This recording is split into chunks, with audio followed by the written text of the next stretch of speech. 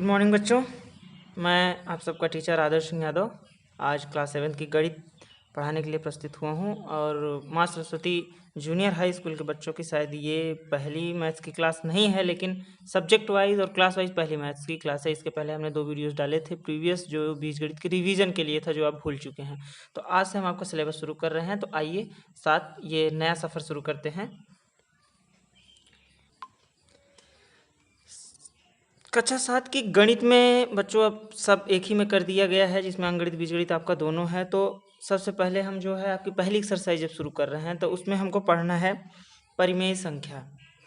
परिमेय संख्या और हम समझाएंगे भिन्न संख्याएं, और तीसरा है शून्य क्या है, और चौथा क्या है उसका सरलतम रूप क्या होता है, सरलतम। ठीक, तो आइए बात करते हैं। अभी तक आपने भिन्न पढ़ा है, क्या है, शून्य क्या है, ये सुना है। हम 2 चीज़ों पर ज़्यादा फोकस करेंगे। पहला है परिमेय संख्या और दूसरा है सरलतम रूप। तो परिमेय संख्या क्या होता है, हम ये हमारा टॉपिक है। ठीक, इसको हमने आपको बताने के लिए किया था। यहाँ जो लिखेंगे आप अपनी कॉपी में नोट कीजिएगा। परिमेय संख्या,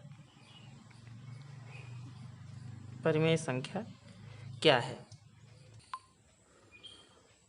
चलिए, तो हमने लिख लिया परिमेय संख्या किसे कहते हैं। तो वे संख्याएं जो P/Q के रूप में व्यक्त की जा सकती हैं, यहाँ फोकस कीजिएगा बच्चों, P/Q के रूप में व्यक्त की जा सकती हैं, जहाँ P और Q पूर्णांक हैं। क्या हैं?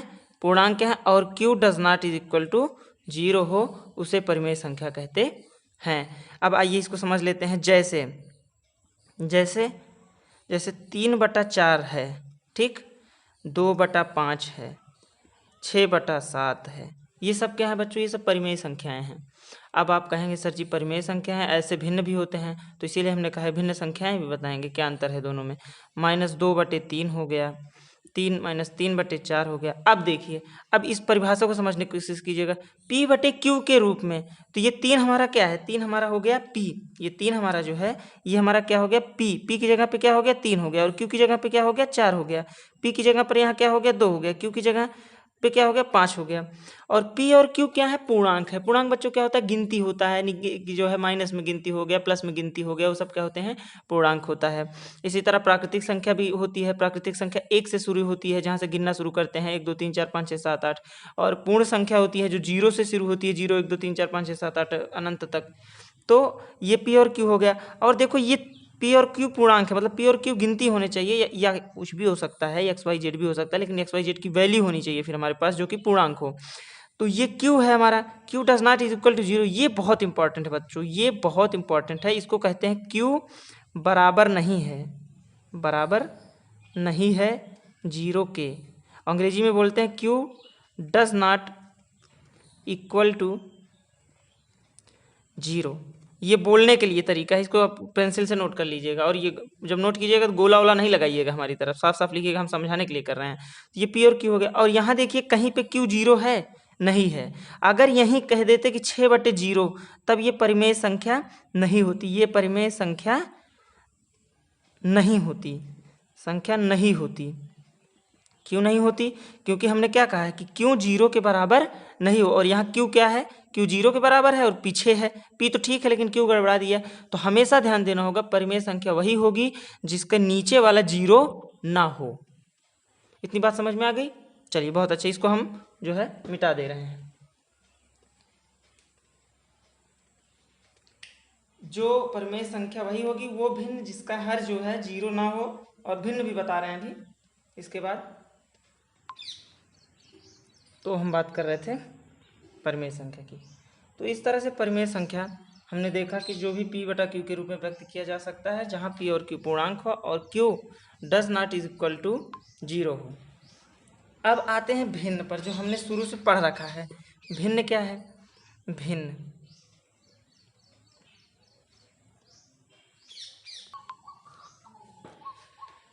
भिन्न भिन्न क्या है? भिन्न होता है सभी सकारात्मक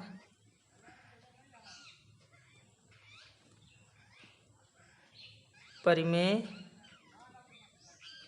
संख्या। यहाँ हम सकारात्मक की जगह धनात्मक ले लें, ज़्यादा ठीक होगा। धनात्मक नकारात्मक यूज करने से बजाय हम इसको धनात्मक यूज करते हैं। धनात्मक परिमेय संख्याएं भिन्न होती हैं। अब ये क्या बात कह रही है सर जी? अरे भाई बहुत बड़ी बात नहीं कह दी है। ऊपर चलिए देखते हैं, ये क्या है हमारा -2/3 है, ठीक। तो ये क्या है हमारा ऋणात्मक परिमेय संख्या है। पी और क्यू भी है लेकिन यहाँ माइनस लगा होगा। जिनमें माइनस लग जाएगा वो भिन्न नहीं होगी, जिनमें माइनस लग जाएगा वो भिन्न नहीं होगी। जैसे 2/3 भिन्न है, लेकिन अगर इसी में माइनस लगा दें तो ये भिन्न होगा कि नहीं होगा?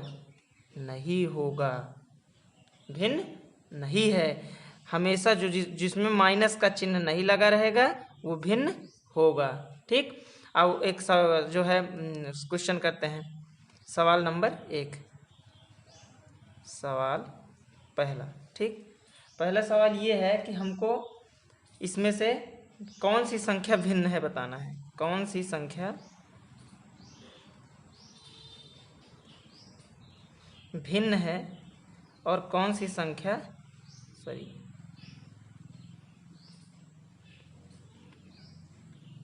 संख्या, एक मिनट बच्चों, भिन्न है और कौन सी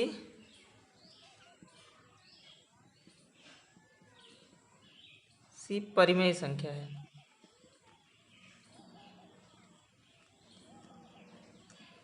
ठीक, यह क्वेश्चन मार्क रहेगा। तो क्वेश्चन हमारे पास -3/7, 3/7, 5/-11, 5/11, -2/9 और 2/9, ठीक। चलिए देखते हैं, फटाफट तैयार हो जाइए। पहला हम उठाते हैं -3/7। -3/7 ये क्या है? इसमें माइनस लगा हुआ है, देखिए ये माइनस यहाँ पर लगा हुआ है। और किसी परिमेय संख्या में कोई इस तरह की संख्या है उसमें माइनस लगा हुआ है तो वो परिमेय संख्या होगी। परिमेय संख्या है, भिन्न नहीं है, ठीक। अब दूसरा वाला देखते हैं, ये 3/7, इसमें कहीं माइनस लगा हुआ है? नहीं लगा हुआ है ना। तो ये परिमेय संख्या भी है, संख्या है और भिन्न भी है, ठीक।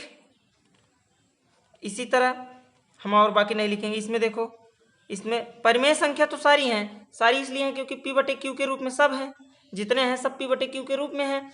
और Q does not is equal to 0, तो देखो किसी में Q 0 भी नहीं है, तो इसलिए परिमेय संख्या ये भी है, परिमेय संख्या ये भी, ये भी, ये भी, ये भी, ये भी, सब है।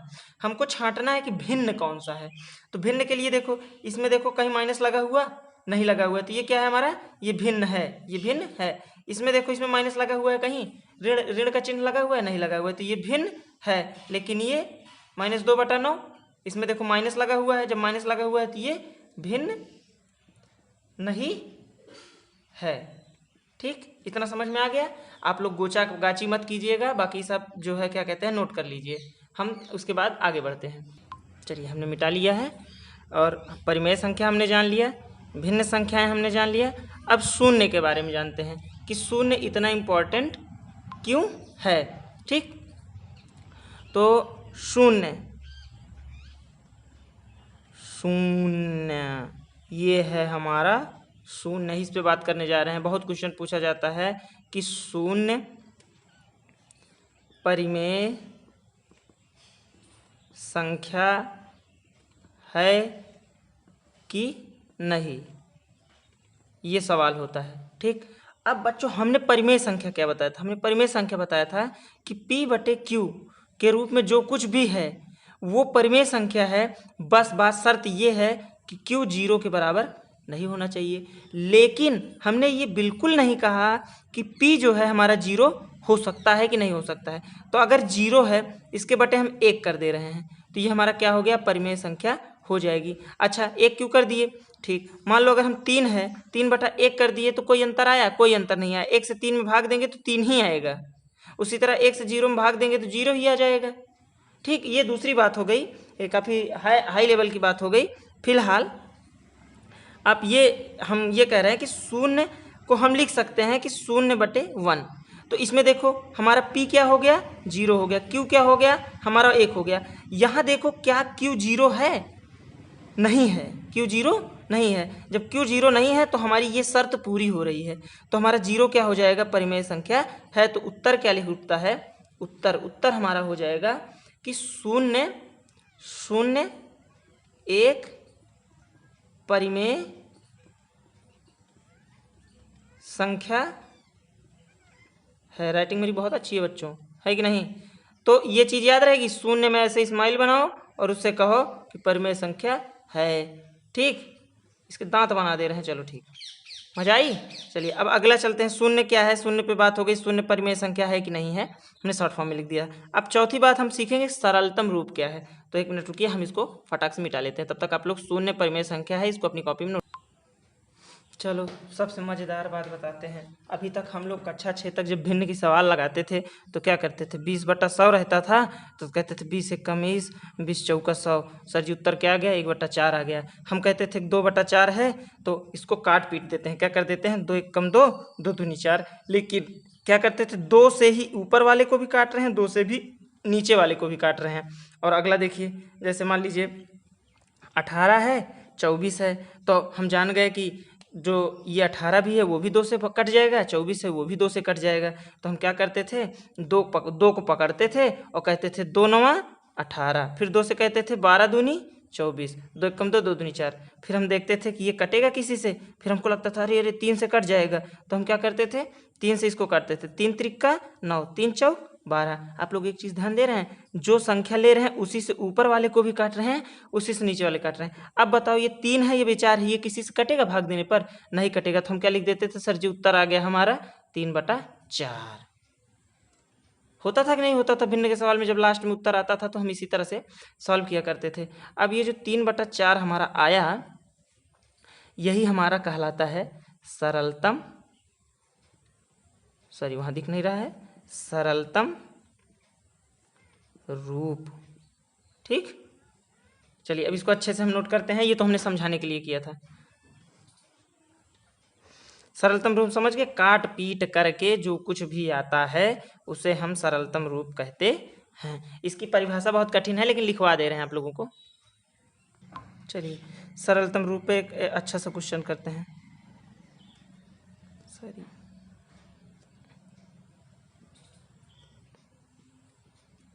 क्वेश्चन दिया गया है जो है सरलतम रूप का पहला क्वेश्चन है 18/45। ठीक, तो इसमें कुछ है नहीं बच्चों, ये तो मैं आप लोगों के लिए हलवा है। तो ये किससे कटेगा बताइए, 5 है तो ये तो 5 से कटेगा, तो 3 से कटेगा। अब ऊपर 5 और 0 है नहीं तो ये 3 से कटेगा, तो 3 से भाग दोगे तो कितनी बार जाएगा, 3 त्रिका 9, 3 चौक 12, 3 5 15, 3 छंग 18। अब 3 से इसको दोगे, 3 एक कन्नम 3, बचा 1, 3 पचे 15। अच्छा यहाँ नहीं समझ में आया, चलो ठीक। देखो 45 में हम 3 से भाग दे रहे हैं, 3 एक कन्नम 3, कितना बचा 1, 5 नीचे चला है, 3 पचे 15। अब ये कट गया ना, तो इसी को कहते हैं कि 3 से काटे तो 15 आया, यहाँ 15 आ गया। अब देखो अभी और ये कटेगा, 3 दूनी 6, 3 पचे 15, 2/5। यही हमारा क्या हो गया, उत्तर हो गया। क्यों, क्योंकि अब ये इससे ज़्यादा नहीं कट सकता है। ठीक, अब ये इससे ज़्यादा नहीं कट जाएगा। ये हुआ सरलतम रूप। एक बात बताना भूल गए थे बच्चों, शून्य के बारे में खास बात ये होती है कि शून्य, उसको नोट कर लीजिएगा कॉपी के ऊपर। जैसे ये कॉपी होती है तो यहाँ से आप लिखते हैं, ये ऊपर जगह खाली रहती है, यहाँ लिखिएगा इसको। तो शून्य लिखिएगा, शून्य ना तो धनात्मक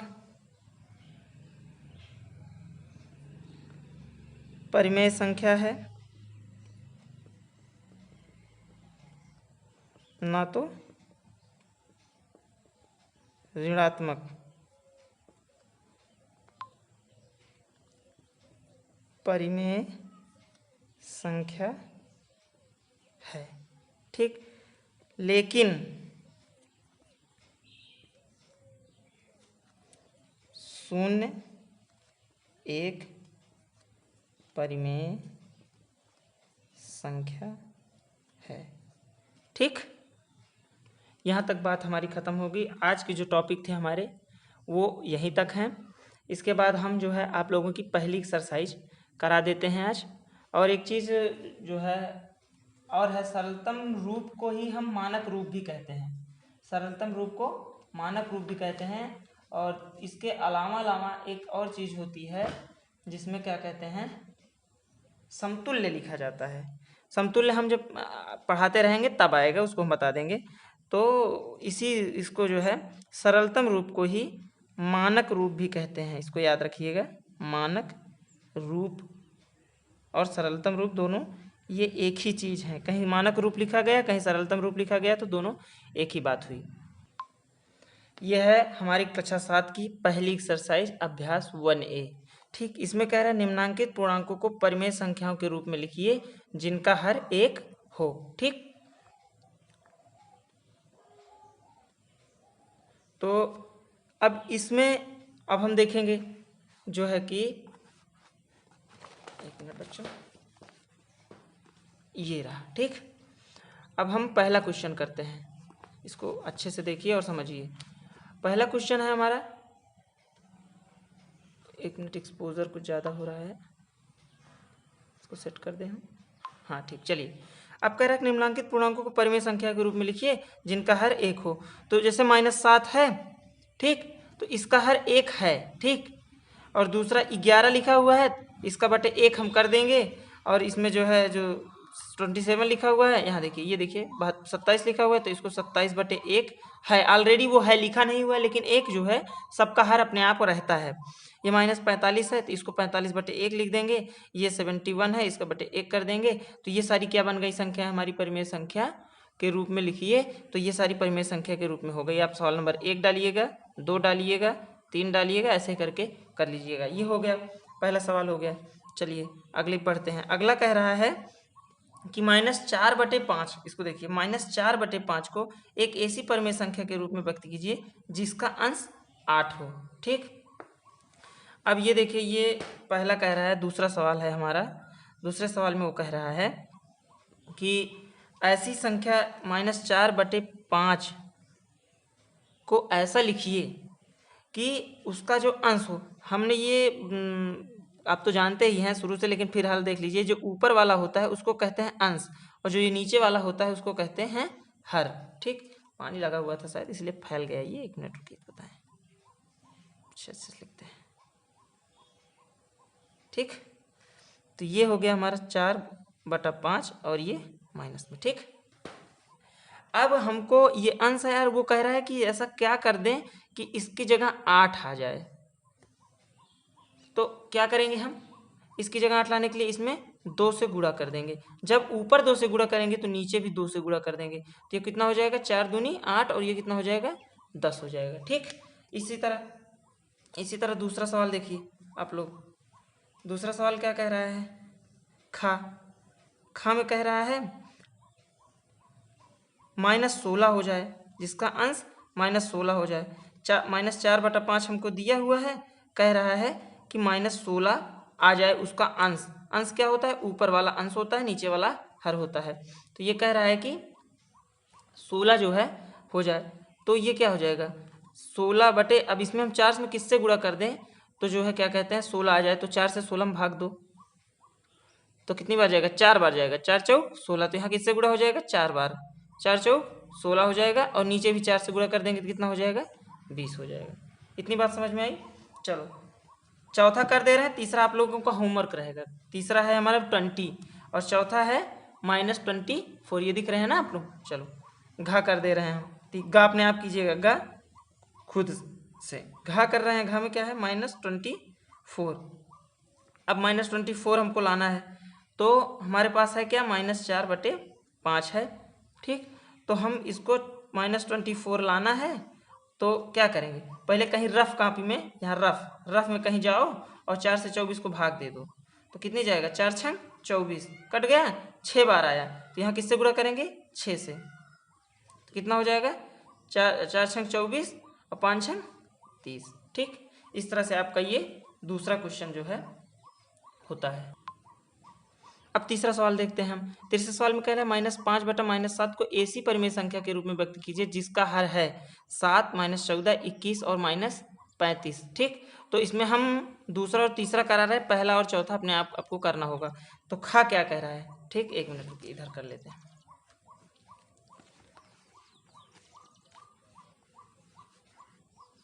ठीक, -5/7 हमको दिया गया है। क्या दिया गया है? -5/-7 दिया गया है। और ये क्या होता है? ऊपर वाला अंश होता है, नीचे वाला क्या होता है?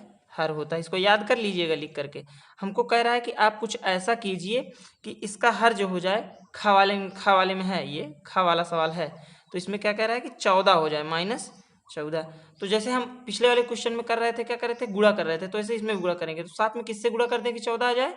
2 से गुणा कर दें। तो जब नीचे 2 से गुणा करेंगे तो ऊपर भी 2 से गुणा करेंगे, तो कितना हो जाएगा? 5 दूना 10, -14, इसमें माइनस, इसमें माइनस, तो यहाँ भी माइनस लग जाएगा। ठीक, इसी तरह गा वाला देखिए। गा में क्या है? गा में कह रहा है कि 21 हो जाए। क्या हो जाए? 21 हो जाए। तो हमारे पास -5 है, -7 है, गुणे क्या कर दें कि यहाँ जो है 21 आ जाए। अब देखो, अब यहाँ माइनस है बच्चों, एक लॉजिक है यहाँ पर। माइनस है तो यहाँ प्लस लाना है। जब प्लस लाना है तो यहाँ माइनस से गुणा करेंगे, तो माइनस माइनस क्या हो जाएगा? प्लस हो जाएगा। पहला माइनस वाला समस्या खत्म हो गई। अब यहाँ 7 त्रिक 21 होता है, तो 3 लिख देंगे, और ऊपर भी 3 से गुणा कर देंगे, तो 5 3 15, ऊपर -15 आएगा। अब देखो, यहाँ प्लस है, यहाँ माइनस है। आप अगर हमारी पिछली वीडियो बीजगणित वाली देखे होंगे तो उसमें हमने बताया है कि जब गुणा होता है, तो जब असमान चिन्ह का मल्टीप्लिकेशन होता है, या यूं कहें कि जब माइनस और प्लस का गुणा होता है तो माइनस आता है, और जब माइनस माइनस का गुणा हो जाता है तो यहाँ प्लस आ जाता है, लेकिन प्लस लिखने की जरूरत नहीं होती है। ठीक, इसी तरह घा वाला है। घा वाला आप करेंगे, गा वाला आप करेंगे। ठीक, देखिए, अब ये है हमारा चौथा क्वेश्चन। चौथे क्वेश्चन में कह रहा है कि हर को धनात्मक बनाइए। हर को धनात्मक बनाइए। अब धनात्मक बनाने के लिए हम क्या करेंगे? ऊपर नीचे -1 से गुणा कर देंगे। ठीक, और जब -1 से गुणा करेंगे तो क्या हो जाएगा? माइनस माइनस प्लस हो जाएगा, ये प्लस हो गया, और ये -11 -1 क्या हो जाएगा? ये भी प्लस में आ जाएगा। अब इसमें कह रहा है कि हर को धनात्मक, हर ऋणात्मक है, तो ऊपर और नीचे क्या कर देंगे? -1 से गुणा कर देंगे। जब -1 से गुणा कर देंगे तो यहाँ माइनस है, नहीं है, तो यहाँ माइनस ही आ जाएगा, 11। अब देखो, इसमें भी माइनस, इसमें भी माइनस, तो क्या हो जाएगा? प्लस हो जाएगा। तो 17 का नाम क्या हो जाएगा? 17 हो जाएगा। ठीक, उसी तरह इसको कॉपी में कीजिएगा आप लोग, ये तो हम बुक में पढ़ा दे रहे हैं आप लोगों को समझाने के लिए, ठीक, हमको दिक्कत ना हो। अब इसमें भी उसी तरह कीजिएगा और इसमें भी इसी तरह कीजिएगा।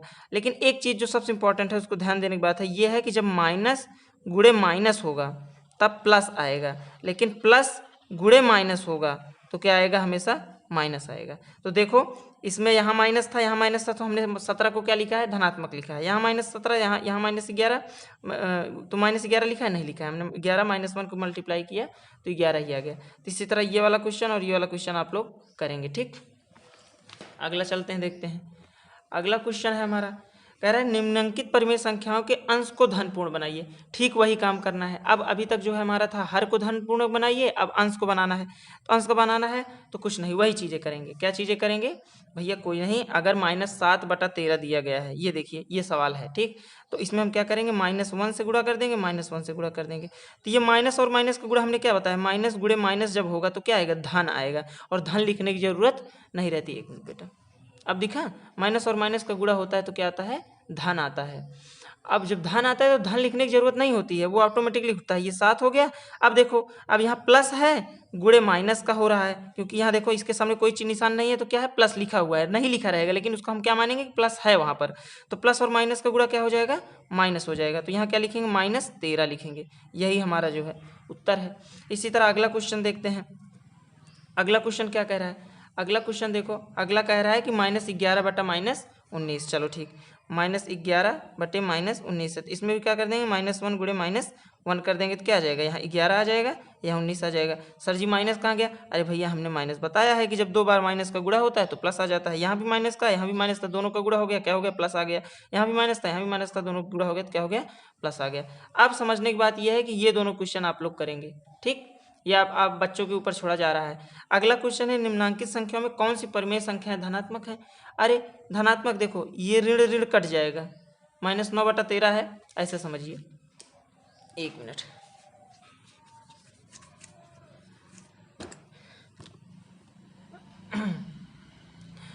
क्या कह रहा है? देखिए, कह रहा है कि निम्नलिखित कौन सी परिमेय संख्याएं धनात्मक हैं। ठीक, धनात्मक की बात हो रही है। अब जब धनात्मक की बात हो रही है तो हम देखेंगे कि ये -9/13 -13 है। ठीक, तो ये माइनस से माइनस कट जाएगा, तो हम इसको क्या लिख सकते हैं 9/13। तो ये हमारा धनात्मक हो गया। तो हमारा धनात्मक परिमेय संख्या कौन सी हो गई? ये हो गई। अच्छा, उत्तर माला हम दिखा दे रहे हैं हम आपको।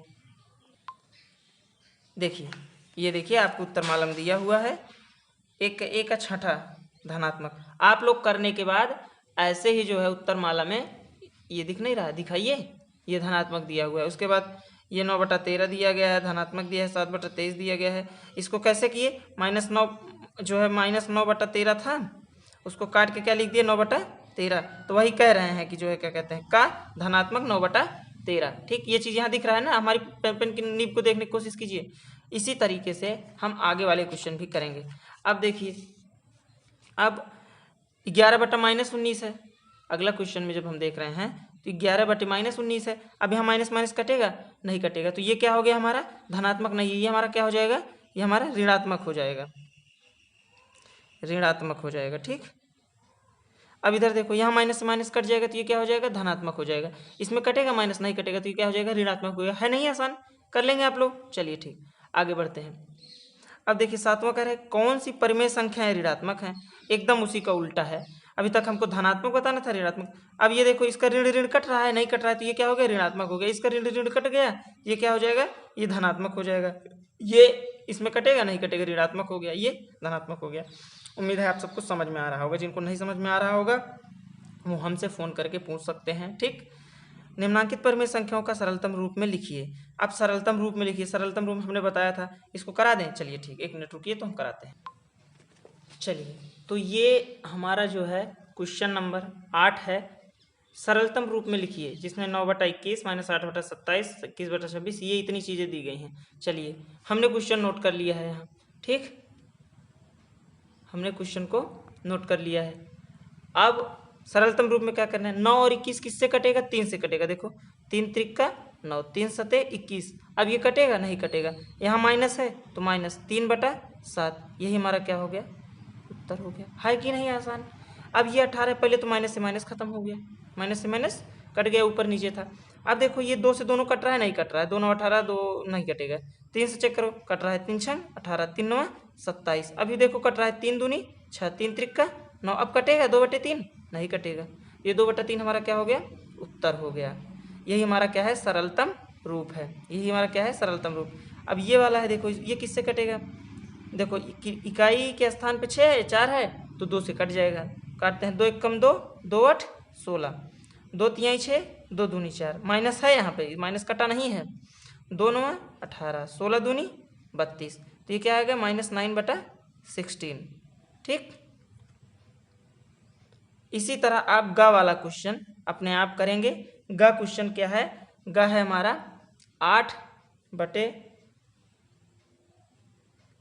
नहीं, 21/-36 है। इसको आपको करना है, बहुत कठिन नहीं है, हिंट दे दे रहे हैं, 3 से कटेगा। तो इस तरह से हमारा सरलतम रूप वाला क्वेश्चन हो जाएगा।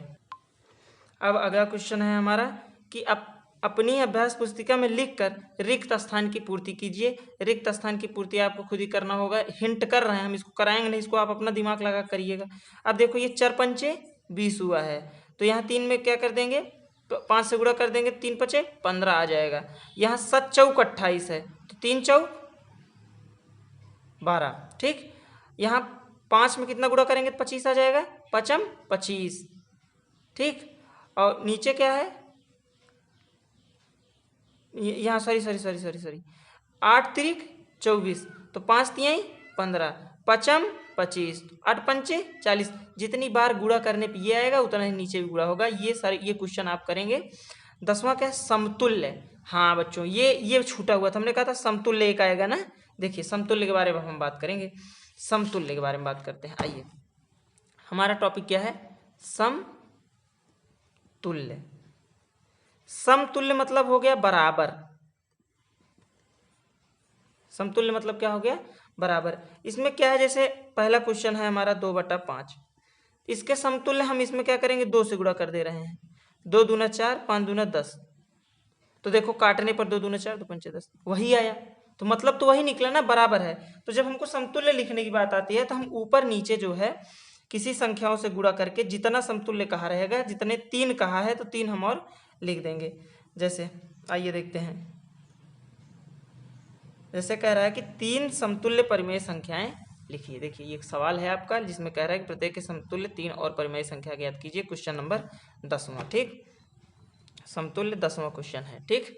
अब इसमें पहला का है 2/5, ठीक। अब इसके समतुल्य लिखना है तो हम क्या करेंगे, 2/5 गुणे 2, पहला डाल के लिखेंगे 2, फिर दूसरा करेंगे 2/5 गुणे 3, तीसरा समतुल्य लिखेंगे कैसे होगा, ये का सवाल है हमारा। तीसरा क्या होगा, 2/5 गुणे 4 गुणे 4। अब बराबर करोगे, 2 दूनी 4, 5 दूनी 10, 2 तिहाई 6, 5 तिहाई 15, 4 दूनी 8, 5 दूनी 10। यही तीनों हमारी समतुल्य संख्याएं आ गई। तो समतुल्य संख्याएं क्या है हमारी, समतुल्य संख्याएं हैं क्या है, 4/10, 6/15, 8/10, यही तीनों हैं, यहाँ हमने लिख दिया, ठीक। ओ माय गॉड, दिखा नहीं, ठीक, समतुल्य संख्याएं हैं, ठीक। ये देखिए ये हमारा जो है वही उत्तर आ गया। अब इसी तरह से हम जो है दूसरा क्वेश्चन करेंगे। दूसरा क्वेश्चन क्या है, दूसरा क्वेश्चन है हम तीसरा ले रहे हैं जो है -8/5। चलिए ठीक, -8/5 है, -8/5 है। अब इसके समतुल्य लिखना है, गा क्वेश्चन है हमारा, ठीक। एक सेकंड बच्चों, मेरा कैमरा हिल गया, ठीक। अब इसका समतुल्य लिखना है तो पहला समतुल्य क्या हो जाएगा, 8/5 में ऊपर भी 2 से नीचे भी 2 से गुणा कर दो, -8 दूनी 16 हो जाएगा, 5 दूना 10 हो जाएगा। दूसरा भी इसी तरह करेंगे, -8/5 गुणे 3 गुणे 3, 8 त्रिक 24, 5 तिहाई 15 हो जाएगा। तीसरा इसी तरीके पे हो जाएगा हमारा जो है -8/5 गुणे 4 गुणे 4, 8 चौक 32, 5 चौक 20। ये जो है हमारा गा वाला क्वेश्चन हो गया। इसी तरह जो बचे हुए क्वेश्चन हो जाएगा और आपका जो है आधे घंटे में आपका प्रश्नावली 1 खत्म हो गई है, अभ्यास 1 खत्म हो गया है। अब जो है अगली क्लास में हम अभ्यास, देखो उर्दू में लिख रहा हूँ मैं, 2 पढ़ेंगे। धन्यवाद, thank you so much, bye bye.